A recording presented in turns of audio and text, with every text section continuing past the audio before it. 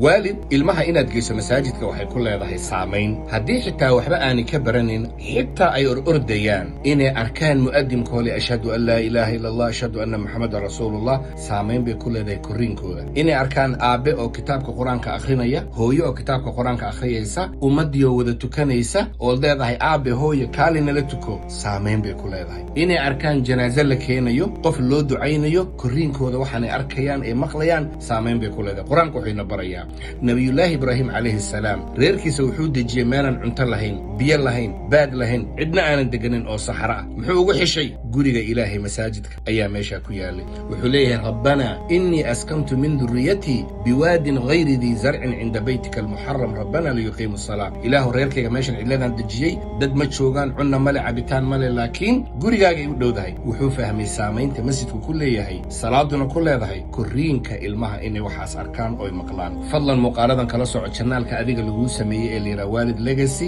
meeshaasan ku faahfaahin doona subscribe lisaado hesho muuqaalada share de khayrka hel walaalaha la share gare allah awlaadini inaga ina xifdiyo wasalaamu calaykum